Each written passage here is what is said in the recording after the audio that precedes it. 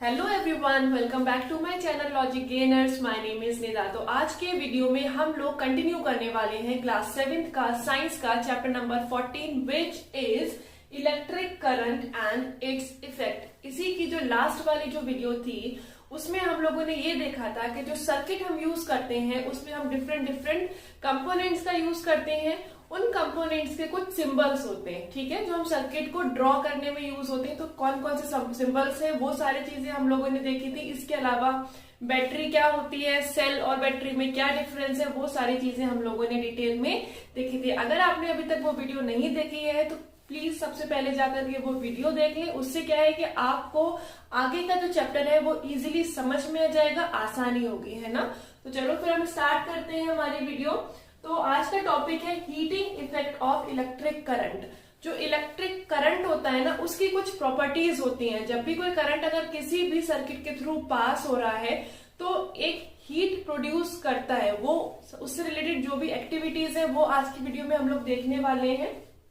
तो यहाँ पर है ये सर्किट जिसके थ्रू हम समझेंगे कि जो इलेक्ट्रिक करंट होती है उसके अंदर हीटिंग इफेक्ट जो होता है वो किस तरीके से काम करता है। उससे पहले आप ना डे टू डे लाइफ में वापस लौट जाओ। जो अभी आपके घर में इस समय है, जो भी लाइट जल रही है, जो बल्ब जल रहा है, अभी तो आप उसको टच ना करें, लेकिन जब आप अगर उसका स्विच है ना, मेन स्विच, अगर उसको आप ऑफ कर दें उसके बाद में अगर बल्ब को टच करते हैं तो आपको पता चलेगा वो कैसा है, वो थोड़ा सा गर्म हो रहा है। ठीक है, वो गर्म क्यों हो रहा है, उसका रीजन यही है कि उसके थ्रू, उसमें जो वायर है, वायर के थ्रू जो करंट पास हो रही है ना, तो उस करंट में एक प्रॉपर्टी है कि वो हीट भी प्रोड्यूस करती है और उसी हीट की वजह से जो आपका बल्ब है वो गर्म हो रहा है। ठीक है, इसको जानने के लिए जो आपकी जो एनसीईआरटी की बुक है उसमें एक एक्टिविटी दे रखी है, एक्टिविटी नंबर 14.3।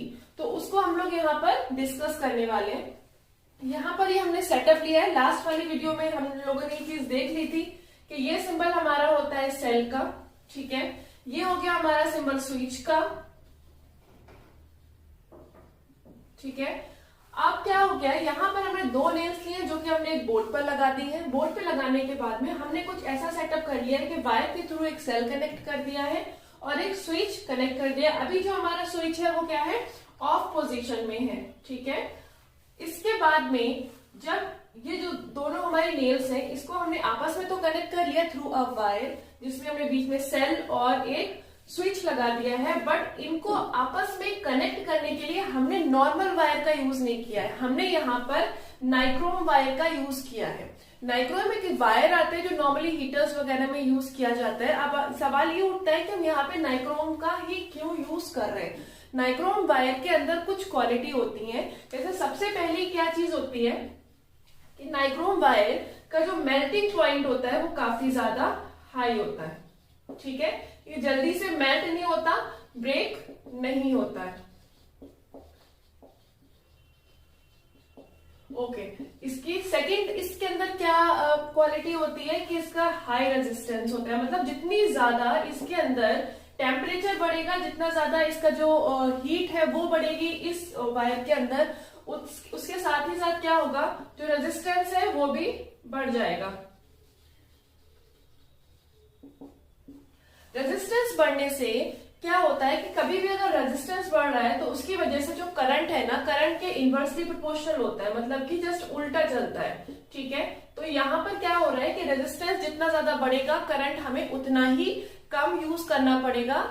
तो ये हमारे लिए जो अप्लायंसेस होते हैं उनके लिए अच्छा है कि भाई हमें कम करंट की जरूरत पड़ रही है, तो रेजिस्टेंस हाई होता है। तो इन दोनों की वजह से यहाँ पर हम नाइक्रोम का यूज कर रहे हैं। ये नाइक्रोम वायर जो हमने बीच में लगा दिया, क्या करेंगे, यहाँ पर जो हमारा स्विच है ना इसको हमने ऑन कर दिया, ठीक है। स्विच ऑन करने के बाद में हम लोग क्या देखते हैं कि जब यहाँ पर हमारा स्विच ऑन हो गया तो करंट हमारा हमेशा पॉजिटिव टर्मिनल से निकलता है बैटरी के। तो पॉजिटिव टर्मिनल से होता हुआ जब हमारे वायर के थ्रू जाएगा ये, तो इस वायर को ये गर्म कर देगा। वो हमें कैसे पता चलेगा, ऑब्वियसली टच करके। जब हम इसको टच करेंगे अपनी फिंगर से, ज्यादा देर तक टच नहीं करना है क्योंकि उससे हमारी फिंगर्स पे भी कोई इफेक्ट हो सकता है ना। तो फिर क्या किया, यहाँ थोड़ी देर टच करेंगे तो पता चलेगा कि ये गर्म है। तो वो गर्म क्यों हुआ, वो गर्म होने का रीजन यही है कि जो करंट इसके थ्रू पास हुई उसने इस वायर को गर्म कर दिया। इस एक्टिविटी से ये चीज प्रूफ होती है कि करंट के अंदर एक हीटिंग इफेक्ट होता है। वही हम लोग चीज आज पढ़ रहे हैं कि heating effect of electric current. ठीक है, ये तो हो गया एक एक्टिविटी, लेकिन आप एक्टिविटी से दूर जाकर के भी अगर हम बात करें तो नॉर्मल हमारे घरों में बहुत सारे ऐसे अप्लायंसेज होते हैं जो कि करंट के हीटिंग इफेक्ट पर ही काम करते हैं। जैसे कि आपके घर जो आयरन होती है, जो प्रेस होती है, उसमें क्या होता है, जब आप स्विच ऑन करते हैं तो प्रेस गर्म हो जाती है। जब आप आयरनिंग के लिए उसको यूज करते हैं तो गर्म क्यों हो रही है? क्योंकि उसके अंदर करंट पास हो रहा है और वो गर्म कर रहा है। हीटर होते हैं, रूम हीटर होते हैं, आपने देखा होगा कुकिंग के लिए जो हीटर यूज आते हैं उसमें ना एक वायर लगा हुआ होता है, वो कुछ ऐसा क्वाइल टाइप का ही होता है।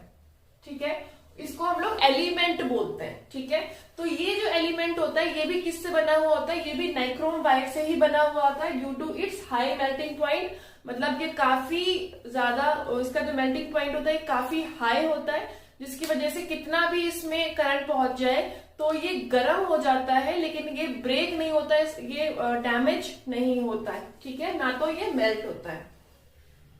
और इसके अलावा आप लोगों ने और कौन कौन से बल्ब का हमने एग्जांपल ले लिया हमारे घरों में, और भी बहुत सारी जो आपने देखा होगा इमर्शन जो रॉड आती है वो भी गर्म हो जाती है। किसकी वजह से होती है? वो भी करंट के थ्रू ही होती है। और तो और जब आप लैपटॉप वगैरह कुछ यूज करते हैं कुछ ज्यादा टाइम के लिए तो वो भी क्या होता है? हीट देता है। तो वो भी किसकी वजह से हो रहा है? वो उसके अंदर जो करंट पास हो रहा है ना, तो उसकी वजह से हो रहा है। तो आप ज्यादातर देखोगे जो इलेक्ट्रिकल अप्लायंसेज आते हैं या इलेक्ट्रॉनिक चीजें भी आती हैं उसमें करंट की वजह से हीट जनरेट हो रही है और वो आप लोग फील भी करते होंगे। ठीक है, तो यहाँ पर सबसे पहले the wire gets hot when an electric current passes through it. कभी भी जो वायर के में अगर क्या हो रहा है कि इलेक्ट्रिक करंट पास हो रही है तो वो क्या हो रही है? गर्म हो जाता है हमारा वायर। तो this is the heating effect of electric current. इसी को ही हम लोग इलेक्ट्रिक करंट का हीटिंग इफेक्ट कह रहे हैं। नेक्स्ट हमारा पॉइंट है the amount of heat produced in a wire. अब वो जो वायर है, मतलब ये वाला मान लो एक वायर है,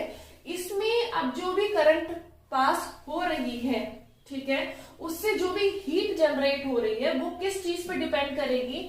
वो डिपेंड करती है फर्स्ट मटेरियल पर, सेकंड लेंथ पर एंड थर्ड थिकनेस पर। जितना ज्यादा ये मोटा होगा उतना ही ज्यादा हीट जनरेट हो रही है, और लेंथ पे भी डिपेंड करेगा, जितनी ज्यादा लेंथ है उतनी ही ज्यादा हीट प्रोड्यूस हो रही है। जैसे कि मान लो ये जो हम हीटर यूज करते हैं रूम हीटर, वो सीधे सीधे क्यों नहीं बना देते? सीधे सीधे क्यों नहीं बना देते? ऐसे कॉइल सीधे सीधे बना दे भाई इस तरीके से नहीं, क्योंकि फिर उनकी लेंथ कम हो गई। हम इनको जितना ज्यादा कॉइल के फॉर्म में रख रहे हैं उतना ही ज्यादा हम इनकी लेंथ को ले सकते हैं, और जितनी ज्यादा लेंथ होगी उतना ही ज्यादा हीट ये देंगे। ठीक है, प्रोड्यूस कर रहे हैं। तो इस चीज पे भी डिपेंड करेगा, मटेरियल पर भी डिपेंड कर रहा है। देखो हमने यहाँ पे नाइक्रोम का वायर लिया है, किसी कोई दूसरा मटेरियल नहीं ले रहे हैं। तो क्योंकि अलग अलग मटेरियल होते हैं, उनके जो मेल्टिंग पॉइंट होता है वो अलग अलग होता है। हो सकता है कि इतना ज्यादा हाई मेल्टिंग पॉइंट दूसरे मटेरियल का ना हो, वो जल्दी ही ब्रेक हो जाए और वो कम हीट ही प्रोड्यूस करें। बहुत सारे रीजंस हो सकते हैं अलग अलग मटेरियल को यूज करने के। तो नाइक्रोम का एक मैं आपको बता दूं कि जो नाइक्रोम होता है ना, ये एक तो निकल और दूसरा क्रोमियम, इन दोनों से मिलकर के बनता है। इसमें भी टाइप सी और टाइप ए, दो टाइप के जो नाइक्रोम आते हैं। एक टाइप सी में थोड़ा आयरन भी होता है मिला हुआ, बट नाइक्रोम जो नाम पड़ा है वो निकल और क्रोमियम की वजह से ही पड़ा है। इन दोनों का कॉम्बिनेशन होता है, और ये कॉम्बिनेशन इतना तगड़ा है ना कि इसकी वजह से बहुत ही हाई इनका जो मेल्टिंग पॉइंट हो जाता है और काफी हाई हीट तक ये स्टैंड करते हैं। अच्छा, एक सवाल है मेरे पास में, वो ये कि अगर यहाँ पर हमने क्या किया है कि एक सिंगल सेल यूज कर रहे हैं, यहाँ पर हमने क्रोमियम का वायर ले लिया जो कि काफी हाई टेम्परेचर तक स्टैंड कर सकता है, उसको कोई प्रॉब्लम नहीं होती है। बट मान लो कि इसकी जगह, क्रोमियम की जगह हम कोई दूसरा वायर ले लें, तो क्या वो डैमेज होगा? क्या वो ब्रेक हो जाएगा या ब्रेक नहीं होगा? या ये सारी चीजें सभी में सेम है या डिफरेंट है? मैंने वैसे यहाँ पे मेंशन कर दिया, लेकिन फिर भी एक एक्सपेरिमेंट करके आप लोग चाहो तो घर पर ही देख सकते हो। उसमें आपको क्या करना है, पहली चीज तो यहाँ से थोड़ा सा पावर बढ़ा देते हैं। ठीक है, जैसे कि हमने यहाँ पे सेल लिया है, सेल की जगह हम बैटरी ले लेते हैं। बैटरी का सिंबल याद है ना सबको? चलो, ये हमने एक बैटरी ले ली है। ठीक है, बैटरी ले ली, यहाँ पर हम क्रोमियम का वायर ना यूज करके कोई नॉर्मल सा वायर ले लेते हैं। जैसे आपके घरों में भी ले लो कोई सा भी वायर, हीटर वगैरह जो होते हैं ना उनके वायर निकाल लो, या तो फिर नॉर्मल जो आपके घरों में जो होता है ना, एक स्टील स्क्रबर आता है, स्टील स्क्रबर होता है, उसमें से वो एक सिंपल सा जो स्ट्रेट होती है ना वो निकाल लो, एक थोड़ी सी वायर। आप सब स्टील स्क्रबर तो आजकल सबके घरों में होते हैं, जो बर्तन वगैरह होते हैं साफ करने के लिए, वो वायर ले लो, ठीक है, वो लगा लो। अब क्या होगा, जब यहां से करंट पास होगी वो जो वायर है हमने कोई नॉर्मल सा ले लिया, एकदम ऑर्डिनरी सा कोई भी वायर, तो वो हमने यहाँ पर लगाया। कुछ देर के बाद आप देखोगे कि वो जो वायर है ना वो हीटिंग इफेक्ट की वजह से ब्रेक होने लगा है। उसका रीजन क्या है? उसका रीजन यही है कि वो उसका टेम्परेचर इतना हाई मेल्टिंग पॉइंट नहीं है, उसका मेल्टिंग पॉइंट लो होता है, इसीलिए हम हर जगह उसको यूज में नहीं लेते। इसी तरीके से कुछ स्पेशल टाइप के मटेरियल्स आते हैं जिनके वायर्स को यूज किया जाता है इलेक्ट्रिक फ्यूज बनाने में। अब आप पूछोगे कि इलेक्ट्रिक फ्यूज होता क्या है, तो भाई इलेक्ट्रिक फ्यूज क्या होता है कि एक ऐसा डिवाइस होता है जो कि आपके घरों के जितने भी ये अप्लायंसेस होते हैं ना, इनको बचाने में बहुत बड़ी मदद करता है। वो कैसे? वो ऐसे, मान लो कोई भी सर्किट बना है ना, आपका जो घर है इसमें जो फिटिंग हो रखी होती है ना, उसमें पूरा एक सर्किट होता है वो, ठीक है, उसका एक मेन स्विच होता है जहां से आपके घर में लाइट आ रही है, आपके घर में करंट आ रहा है। अब बाई चांस कभी ऐसा हो गया कि वो जो करंट है एक लिमिट से ऊपर चली गई, क्योंकि हर एक अप्लायंस जो आपके घर में लगा हुआ है ना, उसकी एक मैक्सिमम लिमिट है ना कि भाई वो इतने लिमिट तक ही करंट को झेल सकता है। इससे ऊपर की लिमिट जैसे ही करंट की हुई ना, तो वो आपका जो भी अप्लायंस है वो क्या होगा, डैमेज हो जाएगा। तो जो मेन सर्किट है जहां से आपके करंट स्टार्ट हुई, वहीं पर ये फ्यूज लगा दिया जाता है। और ये क्या करता है, इसकी भी एक लिमिट होती है कि इस लिमिट से ऊपर जैसे ही करंट आएगा तो ये क्या हो जाता है, डैमेज हो जाता है, इसका जो वायर है वो ब्रेक हो जाता है, और पूरे के पूरे जो घर के सर्किट है ना उसको ब्रेक कर देता है। इसीलिए फ्यूज लगाना घर के सर्किट में बहुत ज्यादा इंपॉर्टेंट हो जाता है कि भाई स्टार्टिंग का जो फ्यूज है वो ब्रेक हो जाए, तो फ्यूज तो क्या होते हैं, वो दूसरे आ जाते हैं, दूसरे लग जाएंगे, बट घर के सारे अप्लायंसेस खराब नहीं होने चाहिए, है ना।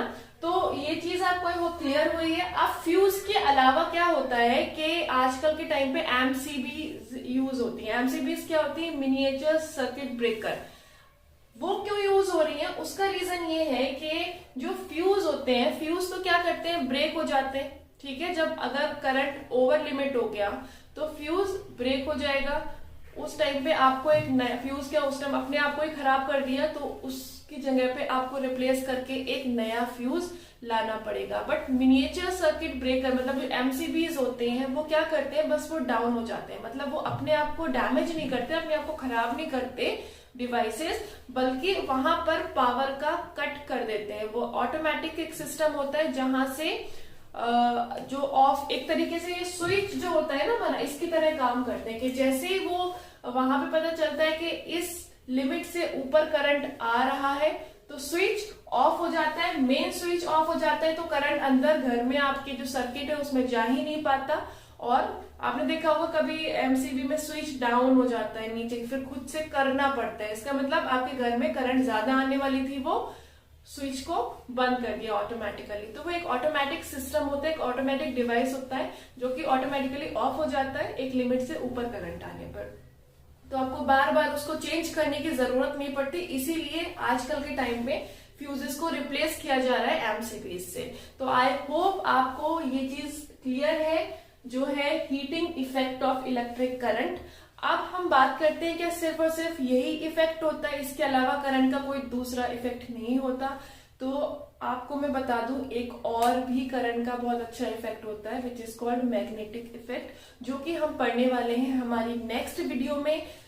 आपको आज की वीडियो कैसी लगी आप प्लीज कमेंट बॉक्स में जरूर बताइए, क्योंकि आपके जो कमेंट्स होते हैं और आपकी जो एडवाइजेस होती हैं वो बहुत ज्यादा यूज में आती है, एटलीस्ट मेरे लिए तो बहुत ज्यादा काम में आती है कि मैं किस तरीके से अपनी वीडियोस में चेंजेस कर सकती हूँ, ऐसा क्या मैं नया करूं जिससे मैं इसके जो आपके लिए मैं इसको और बेहतर बना सकूं। तो ये सारी चीजें बहुत ज्यादा काम में आती है, तो प्लीज जो भी आपके सजेशंस हैं आप कमेंट बॉक्स में जरूर बताइएगा। वीडियो अच्छी लगी हो तो लाइक करिए, सब्सक्राइब करिए मेरे चैनल को और शेयर करिए अपने फ्रेंड्स के साथ में। मिलते हैं हम अपने नेक्स्ट वीडियो में। Till the time, bye bye, take care.